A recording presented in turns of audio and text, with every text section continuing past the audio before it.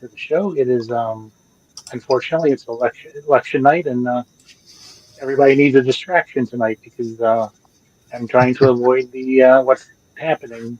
But helping distract me is Dirk Manning, who I met for the first time at New York Comic Con this year, and he just happens to be having a Kickstarter that he's running. So I thought it'd be great to have him talk about it. So first off, welcome. Thank you, and thank you for all you continue to do. Like you said, we got to finally kind of meet in person the first time at New York Comic Con. It was like a couple weeks ago, but it seems like it I was know, like forever. the vortex of New York. But no, thank you for all you continue to do for comic creators such as myself. Those of us that who run Kickstarters and things like that. Everything you guys you all do is very supportive and very appreciative, and happy to come on and talk comics and get away from everything else for a bit with you today. So Yeah, well, I like when we started talking over Facebook before the show. It's like I knew of you and knew of your stuff, and but it's like always walking past, going, I really want to go talk to him, but I'm really not that I'm not cool enough to go talk to him. So, but we we I hope by now you in one conversation have learned that's not the case. But it's funny, you do a roundabout way echo something I hear a lot at shows is New York, for example, is a monster show. 250,000 people are at the show and things like that, and I had this happen at C2E2, Grand Rapids Comic Con, Fantastic Con Toledo, but different shows that tend to be pretty busy, have a lot of people. People say, "Oh, well, I was going to come by and say hi, but you were, you had people at your table, you were busy," and I'm like, "That's just me chopping it up with my friends or readers or whatever. Just come by for a minute, or even if it's new people, sometimes it's just a matter of just kind of." I don't mean to say get in line, but just kind of like let it be known that you want to stop and say hi. We'll wrap up what we're doing, wrap up the transaction, go on our way, and we'll move on. So I'm glad you did. I'm glad we got to talk. And yeah, like I said, New York, but that's New York. New York is such a wild, crazy show. Especially, it's like I tell people who have not done New York Comic Con, you don't know what it's like, regardless of how many other conventions you've done, until you do it. It's just a whole different animal. Well, hello, Hope. Hello, Jennifer. Hello, friends. Yeah. So before we get talking about the Kickstarter, tell me a little bit about yourself and your journey as a comic book reader and as a creator. Yeah, this February will be my 22nd year as a published comic book writer, which explains, like I tell people, explains these great temples. I'm sorry, reversed on the camera, but the great temples. Dirk Manning. I'm a comic book writer, primarily of creator-owned works, although I have dabbled in working with other established creators and things like that, as I'm sure we'll be talking about in a little bit. I think some of my more famous works are Nightmare World, Tales of Mystery, Homestead just came out, Hope, The Adventures of Cthulhu Jr. and Friends. A lot of people also know me as the writer of the column, the column from Newsarama back in the day, now turned book, Right or Wrong, A Writer's Guide to Creating Comics. It's a book I put together to help other creatives who are interested in writing move forward and start creating comics. And last couple of years, I've had some really neat opportunities to work with some other creative individuals to bring their graphic novels to life, including Tony Schiavone from All Elite Wrestling for Butts and Seats, the Tony Schiavone story. Arn Anderson, My Life as the Enforcer, Twisted, Haunted Highons, and did a comic book with the Harp Twins.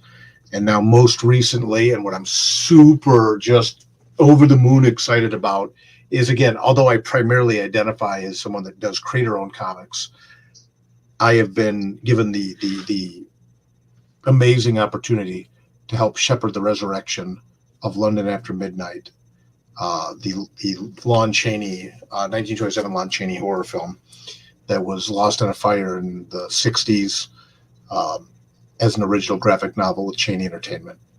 And I tell people all the time, even if you don't know the name London After Midnight, You know that image, right? Yep. And yeah, we're getting to bring that the first vampire in American cinema, Lon Chaney, and so we're bringing that back as original graphic novel. It's on Kickstarter now at londonaftermidnightcomic.com, and just as a lifelong horror geek and comic geek for a great portion of my life and my career, to be able to bring this back, this lost classic back as a graphic novel, is just an honor. I mean, it's an amazing opportunity. It's just really cool, and the team we've got to assemble on this book, it's pretty spectacular. We're funded. We've already unlocked the first stretch goal. We're moving towards the second, and people can check it out when we're done talking, of course, or before, at londonaftermidnightcomic.com. So, what was your introduction to comic books? Do you remember maybe the first one you read, or maybe Oh that yeah, one that kind of made you, say, this is something I want to get into further? yeah. I didn't discover comics seriously until I was a teenager. Like I said, I've always been more of a horror person, but I've also been a very, very avid lifelong reader. Um, I would go to the library and just take out books and just rip through them. I've always been an avid reader, and I discovered comic books when I was a teenager. And the allure to me initially was the fact that if I found something I liked, there'd be more of it every month. And that was the big thing for me. It's like, oh my gosh, if I find like a series I like, I'll get to read more and more every month. Actually, one of my first comics I ever read is actually right over here by my desk. I keep it with me. I jumped into Peter David's run on the Incredible Hulk, and I bought my first comic book that started really my journey into comics at a skateboard shop. I was a metal kid, but I was also a skater kid when I was a teenager, and went in there to get some work done on my new Steve Caballero skateboard. I'll date myself a little bit, and my brother had the Tony Hawk, right? So, but I was a Caballero guy. And I knew of the Hulk because of the old Lou Ferrigno TV show that I used to watch with my parents, when we were little. And I thought, well, I'll check this out. It's something. And if I like it, there'll be more of it. Um, and after that, I was pretty much off to the races. But what really then got me into comics after that, my first issue of a comic was Incredible Hulk as a teenager. But the books that really drew me in were in very short order after that. I was introduced to The Crow by James O'Barr, Watchmen by Warren Gibbons, and Dark Knight Returns by Frank Miller. I've heard about those. I've heard some things about those. Yeah, yeah. And it's something where when that's your introduction to the medium, and in my book Right or Wrong, I talk about like what I drew from all three of those, but those are three heavy hitting comics, and it made me fall in love with the medium, right? Each of them in different ways. So James O'Barr basically bled on the page, and then the whole structural approach, the way Warren Gibbons approached the juxtaposition of the storytelling with the words and images and things like that, and then just really like the grit and the dynamicism of Dark Knight Returns, and just the power of it, and how you could take something that was so well known in Batman and then just turn it into this whole different thing. It was like, wow. As someone who's been a lifelong reader and arguably a writer most of my life, I think when I was I remember exactly where I was. I was 12 when I decided that I was going to be a writer, or when that gypsy curse finally kicked in and made me a writer. That I knew that this was a medium I wanted to write in and create in. And 2 decades later, plus, here I am. Yeah. So let's get into London After Midnight. You've mentioned it a little bit, but what is the what is it about? I mean, I know that you probably what got you interested in the project was your love for horror, but kind of how did you get involved with the Lon Chaney people? Yeah, yeah. I actually worked with Ron Chaney from Chaney Entertainment, and therein lies a tale. Um, this goes all the way back to me working on the book Twisted Haunted Highons with the rap band Twisted out of Detroit, and I was introduced to working with them through Gary Reed, who was the publisher of Caliber Comics back in the day, who published the original edition of Right or Wrong. Twisted's manager is a really great guy by the name of George Valakis, and we've had a lot. We had a lot of success with Haunted. We've had a lot of success with Haunted Highons. We did 2 graphic novels, 2 miniseries, a spin-off one shot. Haunted Highons was nominated for 4 Ringo Awards: Best Humor Comic twice, Best Illustrator, Best Colorist. So we have a really good thing going with that. And George, who's Twisted's manager, Twisted's a rap rock band up out of Detroit. He said to me, "Hey, would you be interested in maybe talking to Ron Chaney of Chaney Entertainment from the legendary Chaney Family and Horror?" And he's like, we were talking about him maybe doing some comic book stuff with some of his screenplays. I'm like, yeah, we can have that conversation for sure. Which interestingly enough is how so many times in life I stumble into the jobs I do, which is we can have that conversation, right? And Ron was a really great guy, and we started talking about different options of things that we could do to bring some of his work to graphic novel form. And again, Ron is just a really fantastic human being, really cool dude. And then early in the conversation, in some of our early conversations, he happened to mention London After Midnight. Now, again, lifelong horror geek, me, like many of the people, I've been waiting for a version of this to resurface forever in film, right? Every once in a while, I hear some hoax or some rumor about, oh, someone found a copy of London After Midnight. And to this day, people are like, someone has it in an attic somewhere. Maybe. Mm-hmm. But where I sit with it is, if Chaney Entertainment doesn't have a copy of it, and so originally we were talking about some other stuff, and then when he mentioned London After Midnight, I told him, I said, Ron, we have an opportunity to bring this story back, right? We can introduce it. This is a story that people have wanted to know forever, and that's what started the conversation, right? And it's been a really neat process. A lot of people know the image, but don't really know the story of London After Midnight. And I don't want to give too much of it away because a lot of it involves kind of like a murder mystery and a thriller and things like that. And then obviously the iconic, the man in the beaver hat, the vampire. But there's like a murder mystery aspect to it. There's a supernatural aspect to it. And I was provided with the with a screenplay, remastered version of the screenplay by Ron Chaney. And then we turned and adapted that to original graphic novel. I got to bring in Joshua Ross, who is one of my longest collaborators in comics. Really, really good dude. Colin Johnson, who I just worked with on Homestead and then Love Stories About Death, is the colorist. Dave Lentz, who does it's hard to read an independent creator-owned comic without Dave Lentz being involved in the lettering right now. He's just a beast. He's a machine, and he's one of the best lettering and design guys in the industry. Our editor, Drina Joe, who edited Haunted Highons for me and has done a bunch of other editing work for me and things like Hope and stuff like that as well. And I really got to bring a dream team together, and we involve Ron and Chaney Entertainment every step of the way. When I will tell you, when I held the screenplay in my hand, it was like I like quivered, like, oh my God, like this is it, Dirk. We're bringing it back. We're doing it.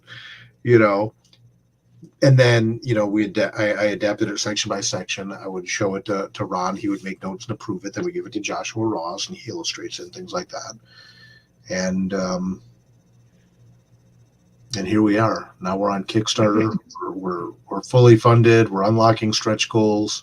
And we're bringing the book back as a limited edition, leather-bound, hardcover edition of the book. So the only way to get the leather-bound hardcover version of London After Midnight will be through this Kickstarter campaign. So I'm just super excited about that.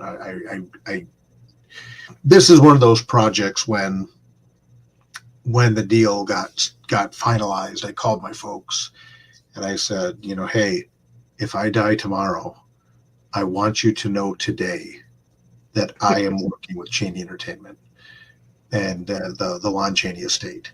And the last time I did that's when it was like years prior when I actually had the opportunity, and I was working with Stan Lee on something before he passed.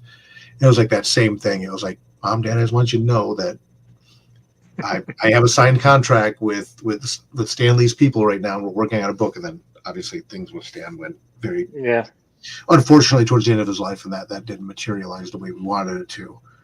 But this is happening.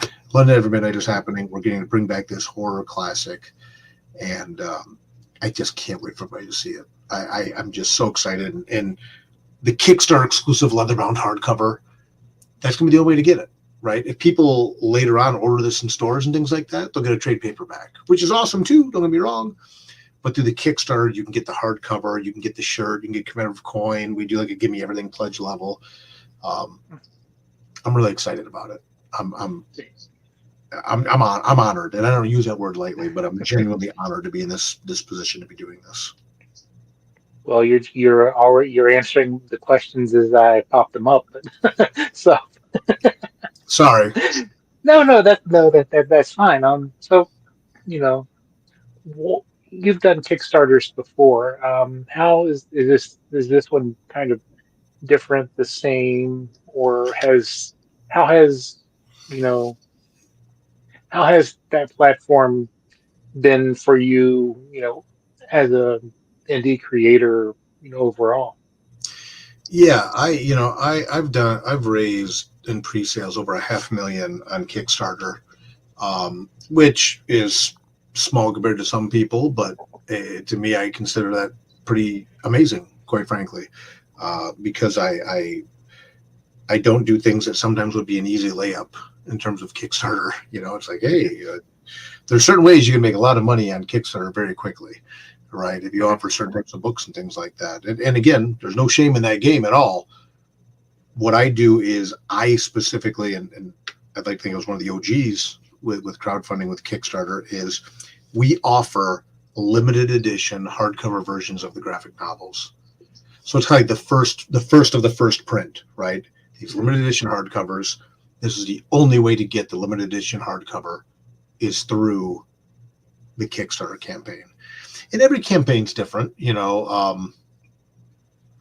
I originally wanted to put out London Every Minute a lot sooner.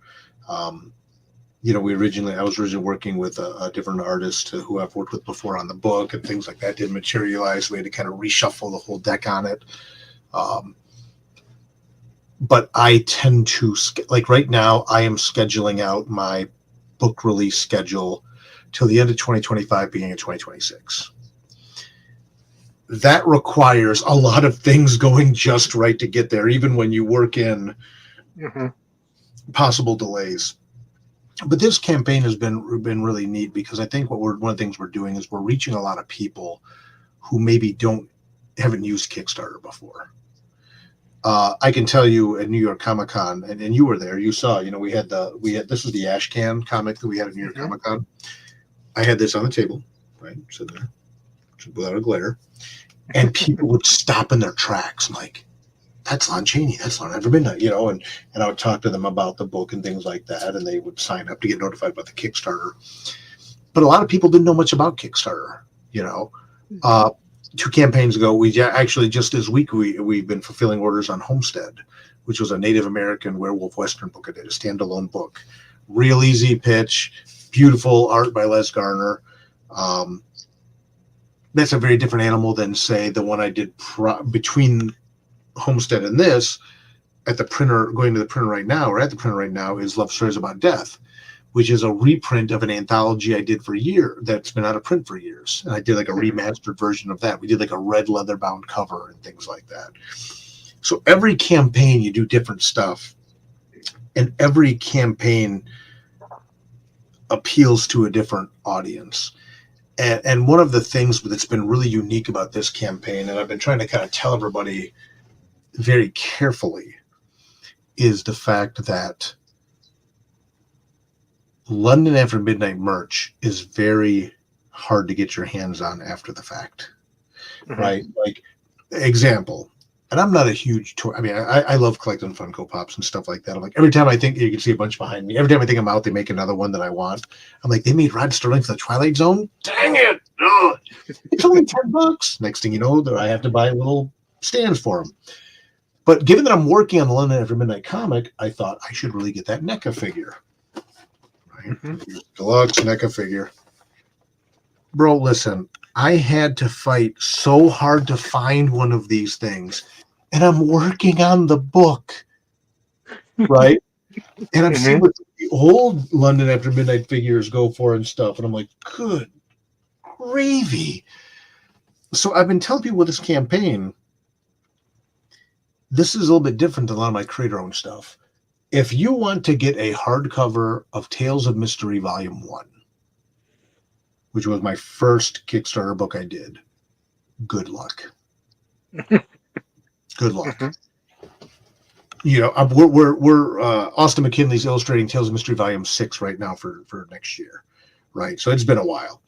If you want to get the Nightmare World Bible, which was the slipcased, leather-bound hardcover omnibus of Nightmare World, good luck, right? They're long gone. The demand for those books, while strong among some populations, is going to pale in comparison to the people that may not find out till after the campaign is done that there's a leather-bound hardcover edition of the London After Midnight graphic novel. And that's one of the things I'm trying to tell people now. It's like, look, tell everybody about this graphic novel. Tell them that this is the chance to get the leather-bound hardcover, because I guarantee you, Chad, on everything, for months after this campaign ends, people go, you get more of those hardcovers? No, because we make them print to order. We make a few extra for damages, and that's it. Yeah. You can get the trade paperback, and it's going to be just as amazing, but it won't be that limited edition collector's edition. So that's kind of like the backlash that Cheney Entertainment and I are already preparing for, is it's like, there's going to be people that find out about this book later and want it, and they're not going to get that version. You know, so with this one, it's really just about telling people, hey, make sure making sure they know this version exists, because you know, horror people, we're collectors, right? Yeah. We love that stuff. The Steelbook Blu-rays, you know, sometimes multiple versions of the same movie or the same, you know, thing. So that's, I think, what's really unique about this campaign is the fact that I know there's people out there that are going to, because honestly, a lot of media doesn't like covering Kickstarters. You know, I think it's hard there's not a lot of good comic press out there right now, which is why I'm so grateful for organizations like Comic Watch, and I'm not pandering. I mean, I appreciate the fact that you're out there and you do this work, but it's especially hard for creator-owned work or work that's not being backed by mega corporations. And on top of that, in a lot of media, there's this perception that when you're running a Kickstarter, you're out there shaking a tin can for nickels. That's not it. We've raised, you know, over $11,000. You know, we did over $10,000 in 4 days. We're funded. We're good. I'm not out there begging people for money. I'm saying, if you want the limited edition, leather-bound hardcover edition of this book with any other stretch goals that we unlock, reserve it now. This is your chance to get it.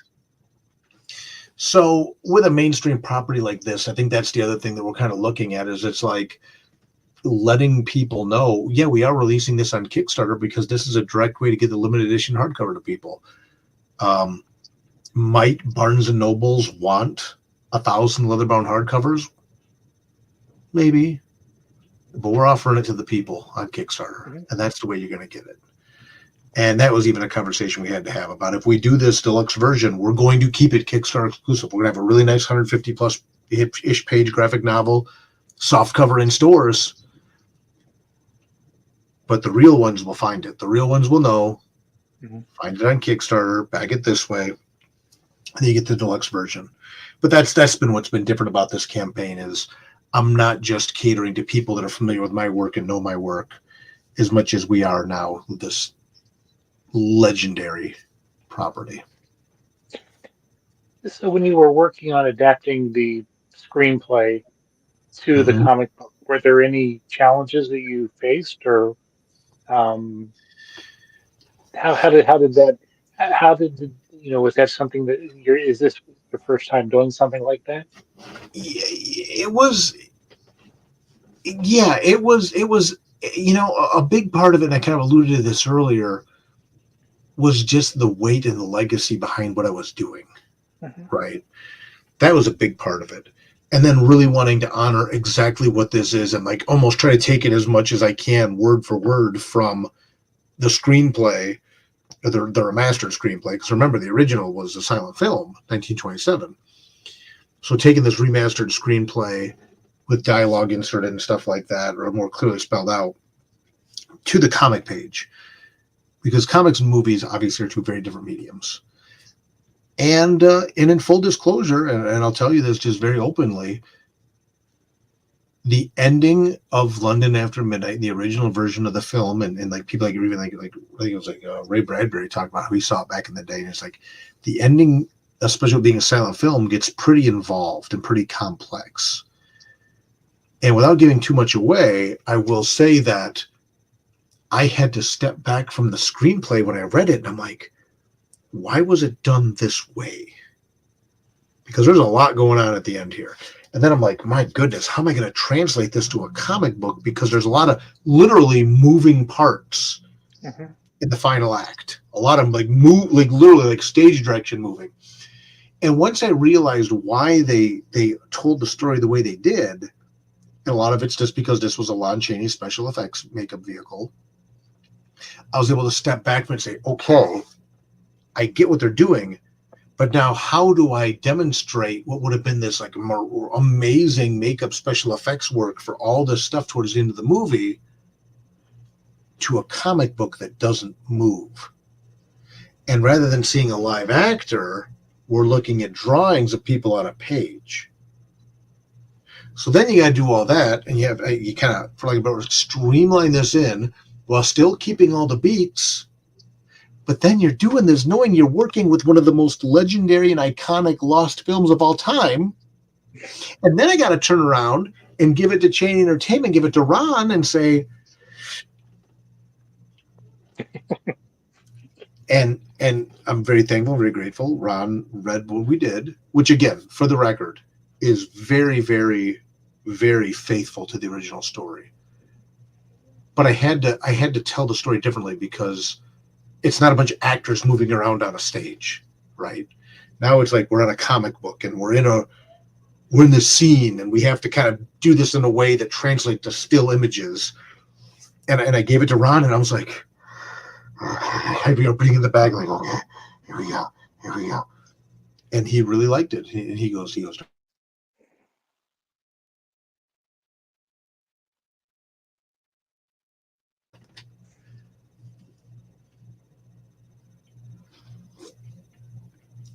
that's when you call your folks again.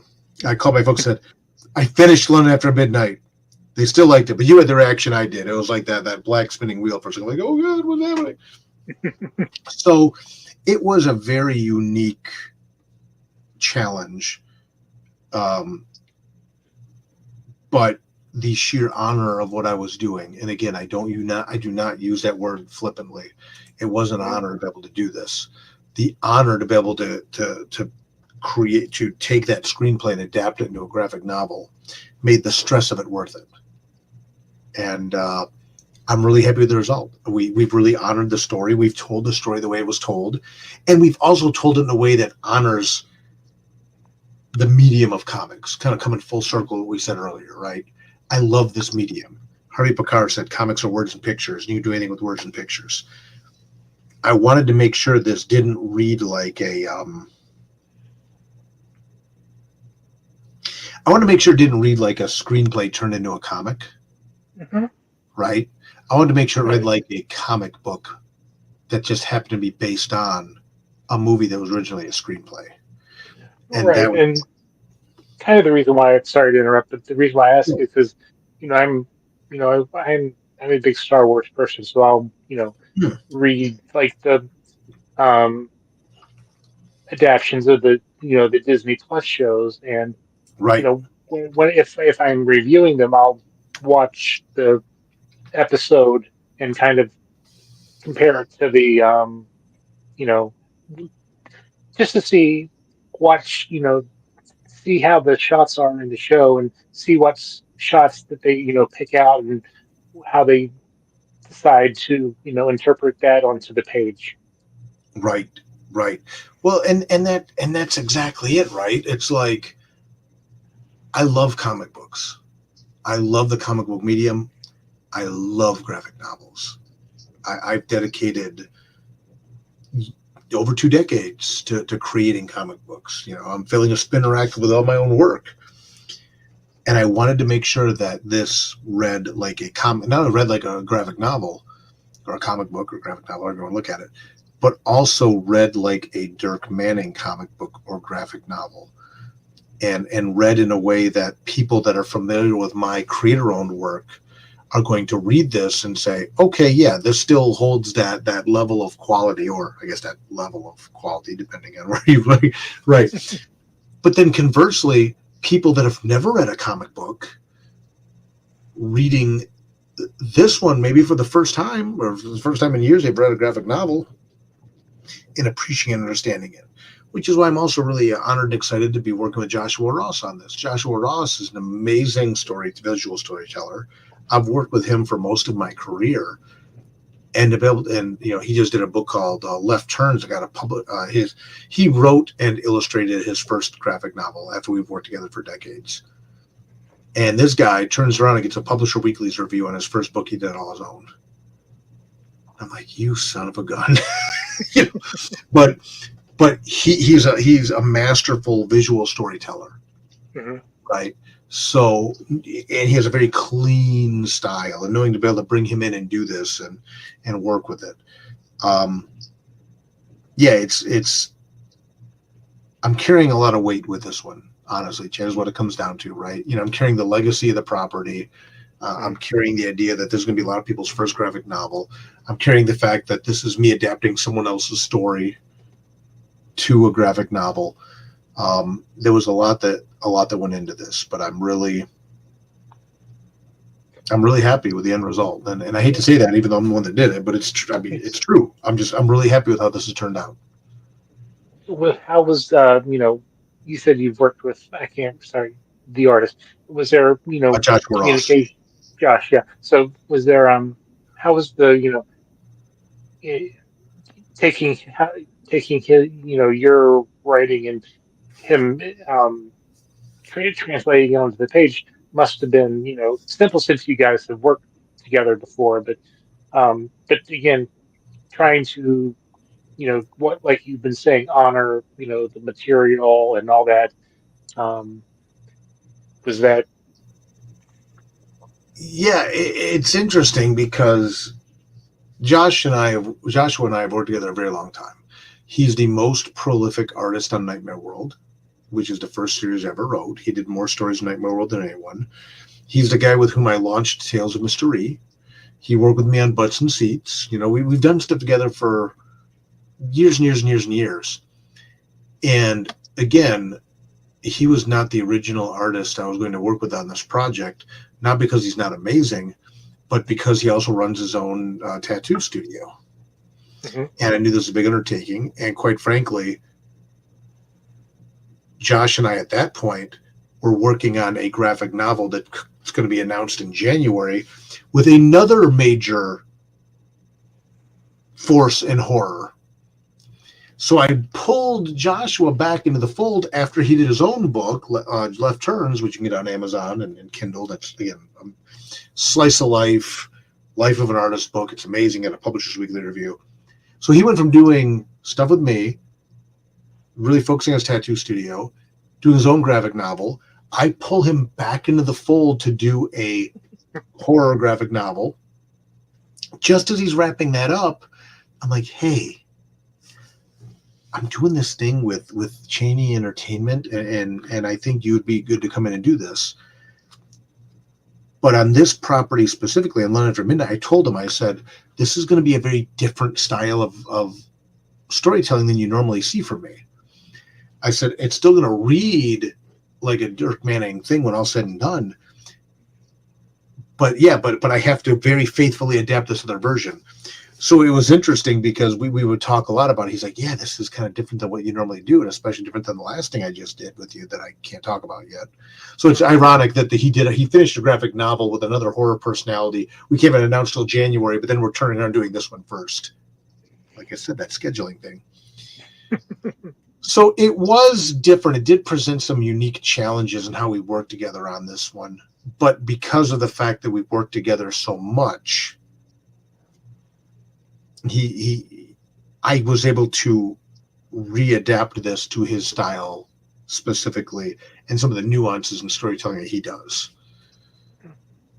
Nice. Which is really in the weeds talk, and I got to be careful because you get me in the weeds on creating comic books, and I'll just talk about that stuff all night. So, We'll do that for the return show when you can right, talk exactly. about the so. But so how do you feel that you, as a writer, that you've grown since your first published work to doing London After Midnight?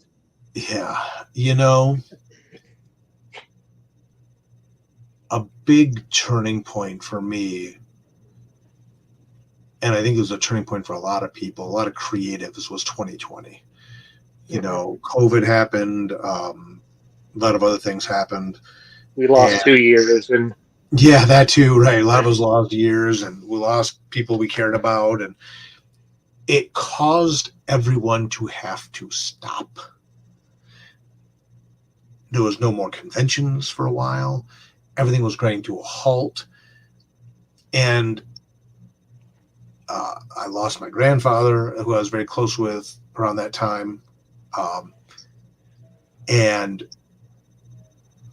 a lot of personal and professional Mhm. relationships went sideways. A lot of things happened, but it allowed me to step back and really recenter. And when you, and I say that for this reason, up until 2020, which would have been what, about 15, 16 years into my career, whatever it was, 18 years into my career,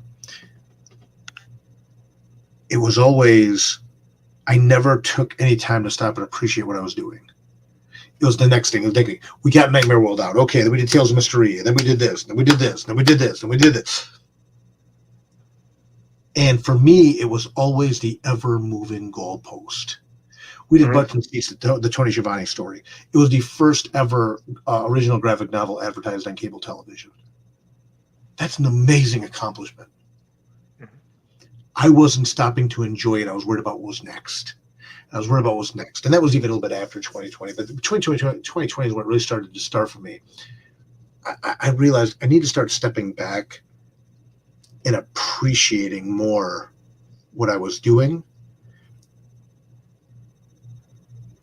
and then move on to the next thing. You know, and also earlier in my career, I was very focused on making sure that people knew that I was a horror comic writer, and I still am. I am a horror Mhm. guy through and through. I am a horror person. But after I put out 4 volumes of Nightmare World, 4 volumes of Tales of Mystery, then we can do like uh, a all ages book about Cthulhu, Mhm. right? Then you can do the book about a woman who moonlights as a superhero. And people say, wait a minute, what are you doing? You're doing a superhero book? I'm like, no, I'm doing a book about a superhero. They go, oh, you're selling out? And I said, no, no, no. This is the scariest book I've ever done.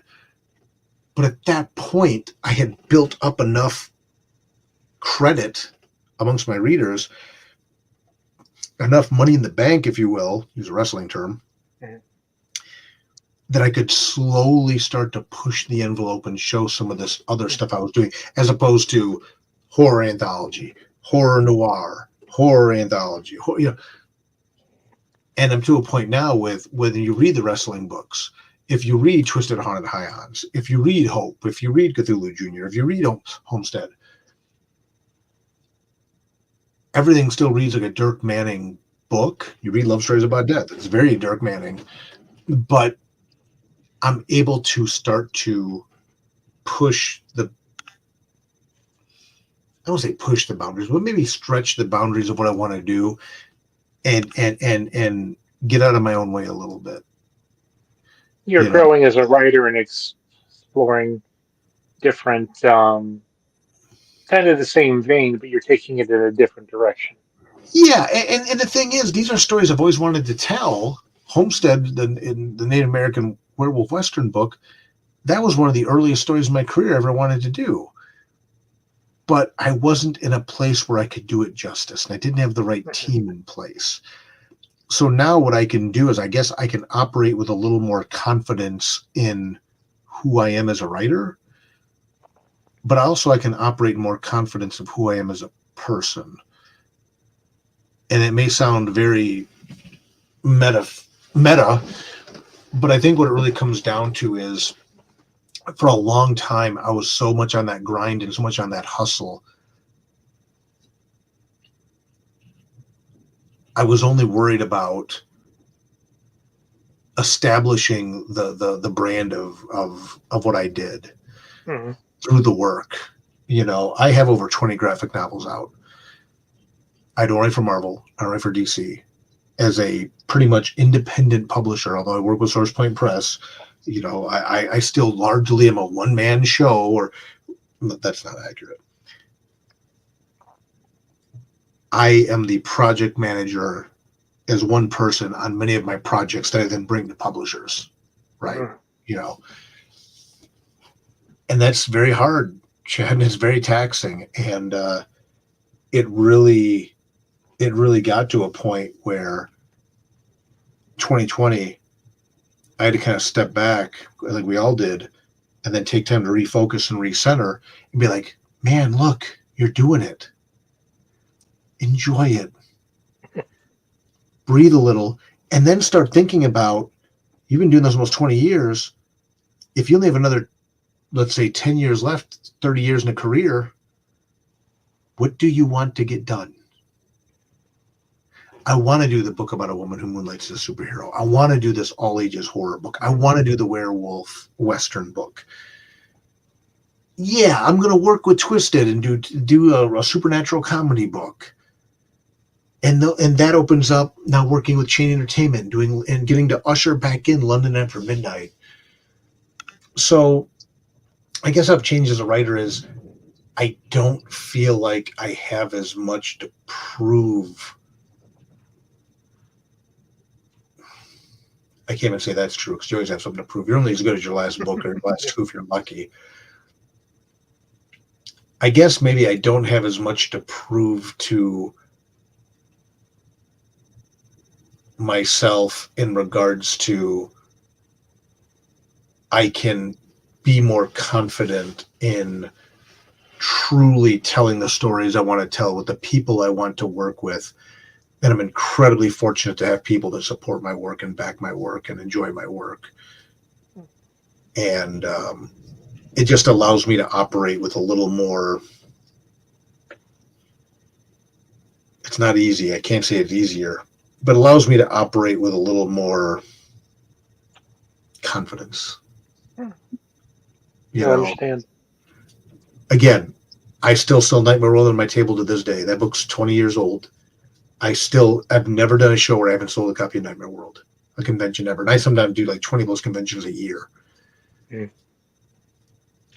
So I'm still extremely confident about Nightmare World. It's like one of my first books and I hide it. No, that's my first book, man. I'll put that book out against anything to this day, right now. Yeah.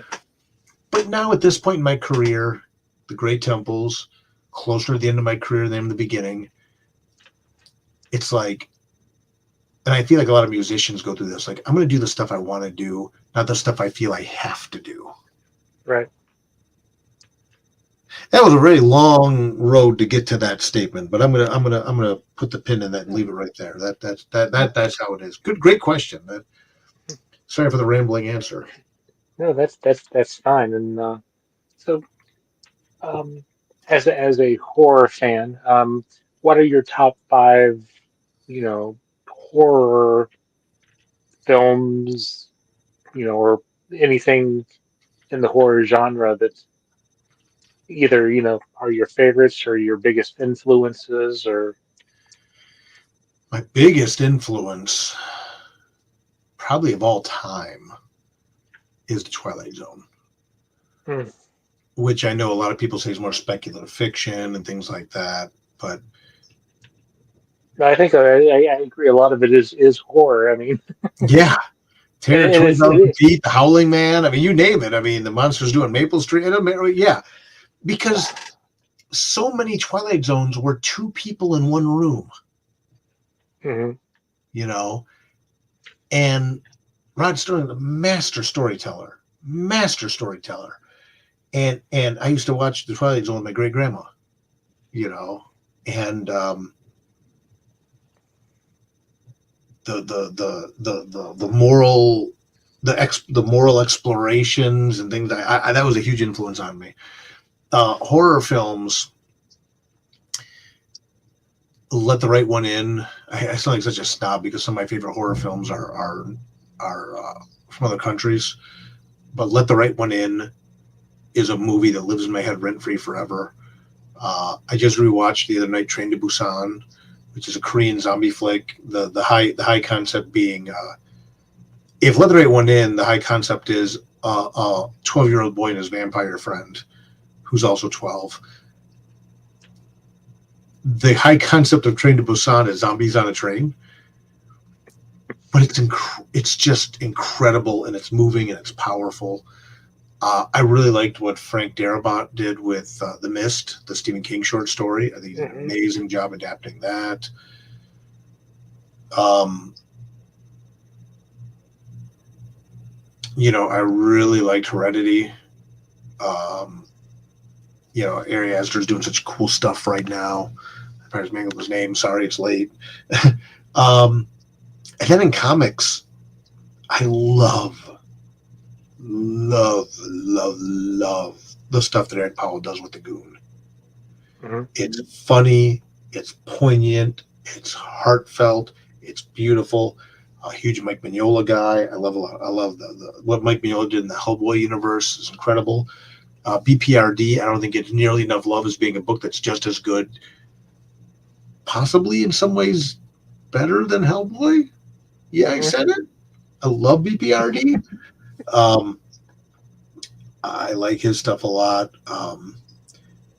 Garth Ennis has done some really cool stuff in the horror realm, um, or horror adjacent.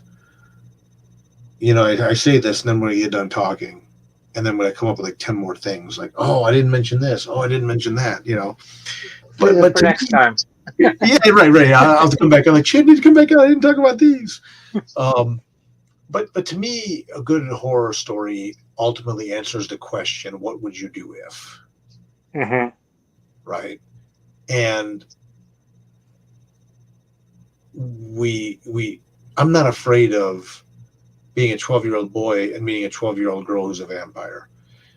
I'm not afraid of zombies on a train. You know, what I'm afraid of is going back to the Twilight Zone example. What happens when the world you live in shifts a little, Mhm. twists a little, and suddenly things are not the world that you thought you lived in is not the world you live in, and how do you react? And what does it say about the people around you? Yeah. No, I That's mean, that's you the question mentioned of more answers. like the thing I like about the Twilight Zone is even I can put it on for background noise, and even if it's something I've had playing before, it's still interesting. Like, I mean, sure, yeah, I feel like sometimes I live with some of the people from the, it happened on Maple Street or Right. whatever. The monsters do a Maple Street. Yeah, yeah, yeah. Yeah. But That's a perfect example, though, right? yeah, It's such an allegory for especially these divided times, Or one of my favorite episodes of Twilight Zone, and I don't hear this one come up as much in the top 10, but to me it's a top 5 easily, is the Howling Man. And the Howling Man is when those guys car break down or whatever, and he goes to this like monastery out in the middle of nowhere. He's this castle or whatever it is. It's a monastery, and these monks live there.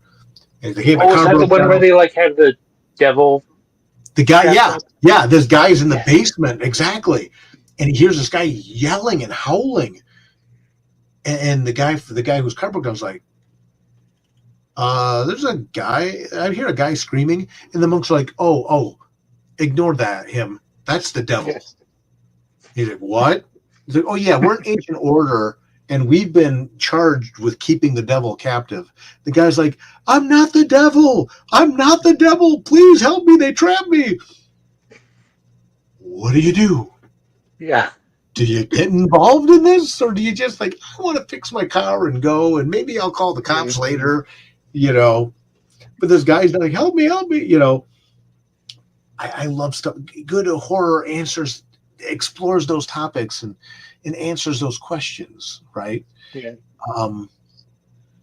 To me, that's what I love about the genre. And even again with London After Midnight, it's a large part of it's like a murder mystery type of thing. There's a thriller aspect to it, but it answers those questions like, what would you do if? And that's what I love about horror. And for me, I think The Goon answers that question. I think Hellboy answers that question. I think all your great horror stories answer those questions. Like, what would you do if this was the situation you were in? Again, the vampire doesn't scare me. How people would react to a vampire being around. Yeah. There's your story. There's your story, my friend. So I know we're getting close to an hour, and I know we probably both have stuff we have to do in the morning and all that. So And tonight, right? and tonight, well, Hey, being a I, writer is like having homework every day for the rest of your life. So I got my post-it notes here, like stuff I like to get done. So no, absolutely. yeah, But go ahead. I'm sorry. I know. I'm just also thinking that I could, uh, if I really felt like it, I could probably write a couple more reviews for tomorrow. But I don't know. Same Don't know if thing, I'm right? Right? Yeah. don't know if I'm in the headspace or when if I just want to go and crash in bed. But as we wrap up here, kind of give us one final pitch for the campaign Mm-hmm. and where people can find out more about you and your work. Yeah. Again, the campaign is LondonAfterMidnightComic.com. Make sure you have the comic on there, LondonAfterMidnightComic.com.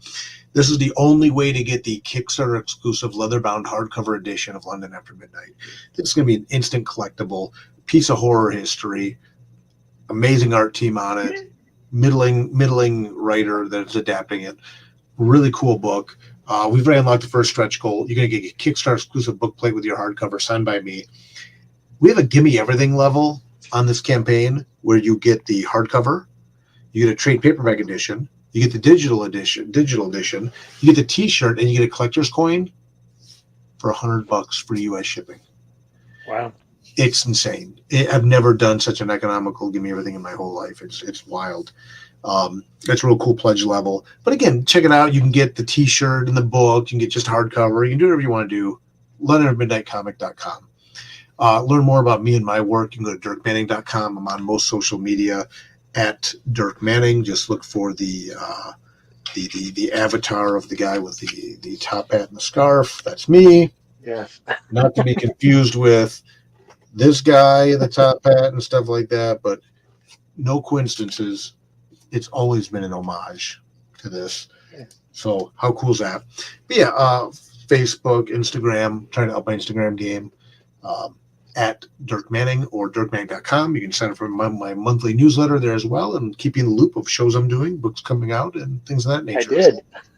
I did. Yes, sir. Well, like I want to thank you for taking the time this evening and providing a much needed distraction and yeah, best of well, not that you need luck for the campaign, but continued success as you wrap up. How many more days do you have? 26 days. We end on Cyber Monday, so December 2nd will be the last day of the Oh campaign. wow, It's going to be here wow! before we know it, friend. Don't tell me that. Yeah, right. Got so much to do between now and the end of the year. So, Yes, sir.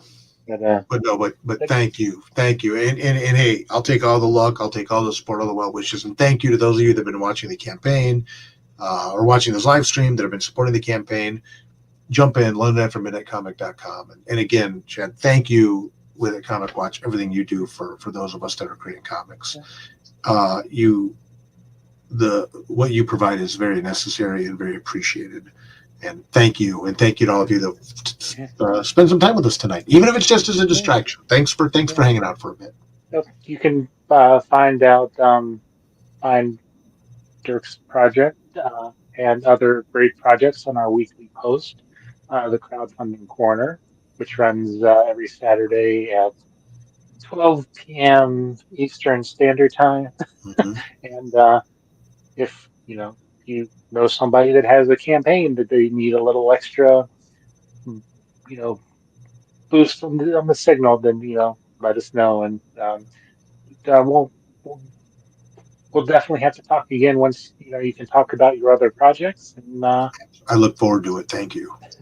all right, and I promise I won't be uh, intimidated to stop by when I see you in New York.